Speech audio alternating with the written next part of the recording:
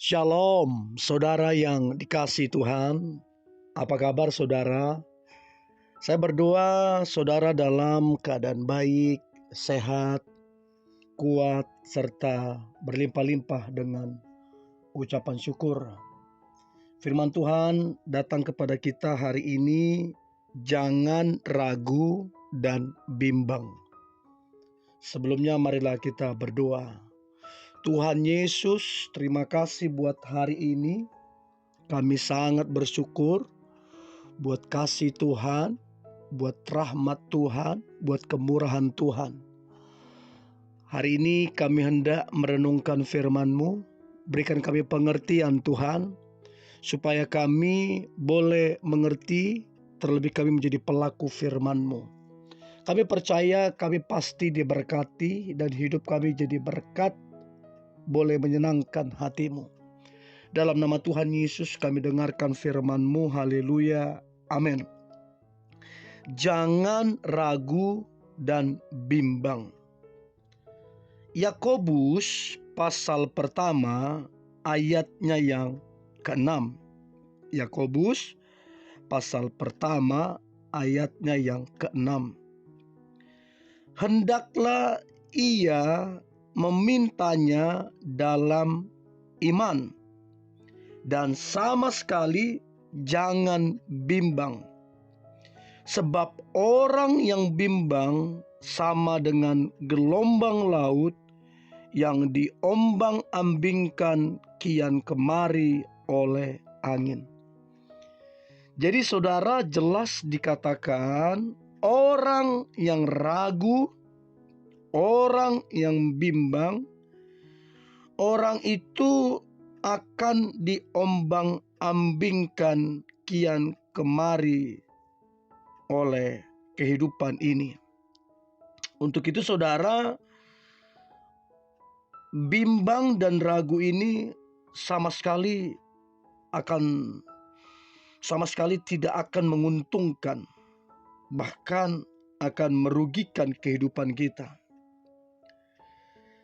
Yakobus mengingatkan kita, menasihati kita, ada dua hal ketika seseorang meminta hikmat kepada Tuhan, maka ada dua kata kunci dan dua syarat di sini, yaitu iman dan jangan bimbang. Bicara tentang kata bimbang, artinya ada kegelisahan yang di hati ataupun pikiran manusia, yang berujung pada munculnya banyak pilihan. Mana yang harus dipilih dan apakah yang akan kita pilih itu sudah tepat atau benar. Lalu kemudian itu yang membuat munculnya kebingungan-kebingungan yang membuat kita sulit untuk mengambil keputusan. Kebimbangan bisa disebabkan oleh banyak hal, diantaranya masa lalu, kepahitan, kegagalan, atau bahkan trauma. Bisa juga bimbang dan ragu disebabkan oleh karena takut akan masa depan, takut salah, takut kurang bagus, takut gagal, takut pendapat atau pandangan orang terhadap kita. Kemudian kebingungan muncul, cenderung mendengarkan pendapat orang lain, masukan orang lain yang belum tentu benar, sehingga justru seringkali membuat kita mengalami kesalahan-kesalahan, kegagalan-kegagalan, bahkan kerugian demi kerugian. Nah, menjadi pertanyaan, apa yang harus kita lakukan supaya kita tidak lagi bimbang, supaya kita tidak lagi ragu? Dan saya berdoa ini membantu saudara sehingga saudara tidak lagi ragu, tidak lagi bimbang. Maka yang pertama adalah bersandar sepenuhnya kepada Tuhan. Bersandar sepenuhnya kepada Tuhan. Amsal 3 ayat yang kelima. Amsal 3 ayat yang kelima.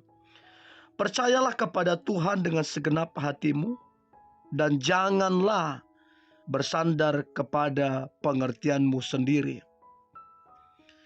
Saudara, dikatakan jelas, jangan bersandar kepada pengertianmu sendiri. Bahkan firman Tuhan yang lain berkata, terkutul orang yang mengandalkan kekuatannya, mengandalkan dirinya sendiri. Tapi diberkatilah orang yang mengandalkan Tuhan. Apabila kita bersikukuh, berusaha keras dengan mengandalkan kekuatan kita sendiri, maka kita berpotensi melakukan kesalahan dan kegagalan saat menghadapi kebingungan, saat menyelesaikan masalah, ataupun mengambil sebuah keputusan. Jadi Tuhan itu adalah kebenaran, Tuhan itu adalah jalan, Tuhan itu adalah masa depan.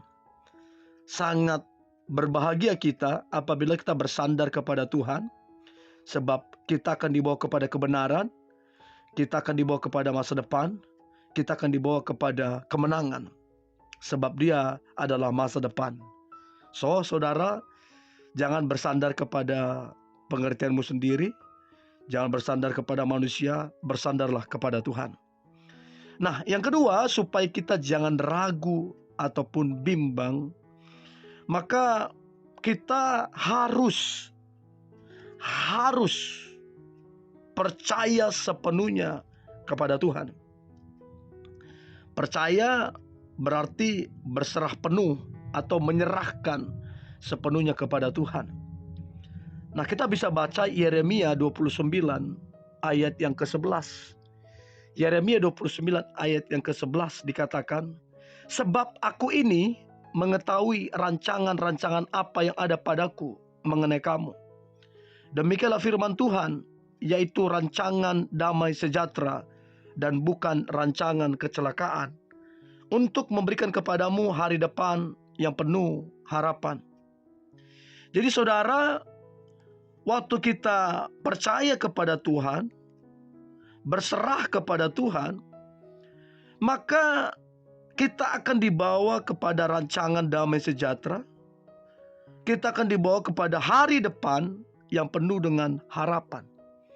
Kita tidak menjadi bimbang, kita tidak menjadi ragu lagi, sebab kita dibawa kepada masa depan yang penuh dengan harapan.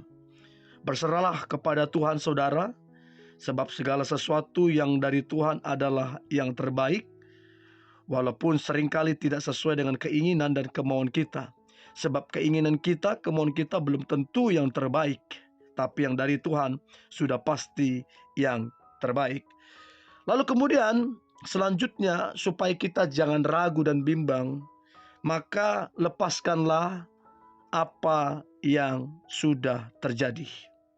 1 Petrus 5 ayat yang ke-7. Serahkanlah segala kekhawatiranmu kepadanya, sebab Ia yang memelihara kamu. Jadi saudara, seandainya saudara punya pengalaman atau trauma di masa lalu yang mengikat, yang membuat kita khawatir, takut, maka dengarkan baik ini. Lepaskan, biarkan. Apa yang sudah terjadi biarlah berlalu. Mari terus melangkah maju ke depan dengan tetap bersandar kepada Tuhan. Jangan bimbang, jangan ragu. Lakukan segala sesuatu dengan berani bersama dengan Tuhan. Maka percayalah saudara, Tuhan akan melakukan dan mengerjakan hal-hal yang ajaib atas kehidupan kita, sehingga kita akan melihat ternyata rencana Tuhan yang ajaib, yang besar itu tergenapi atas kita. Mari kita berdoa. Tuhan Yesus, terima kasih buat hari ini. Kami bersyukur buat kasih-Mu. Kami tidak perlu bimbang, tidak perlu ragu, sebab yang menyertai kami adalah masa depan itu sendiri. Yang menyertai kami adalah jalan kebenaran. Yang menyertai kami adalah Tuhan yang punya berkat, yang punya masa depan. Dan kami percaya bersamamu kami akan dibawa kepada masa depan yang penuh pengharapan dan kepada berkat Tuhan dan kepada kemenangan yang luar biasa. Terima kasih Tuhan, di dalam nama Tuhan Yesus kami berdoa dan mengucap syukur. Haleluya. Amin.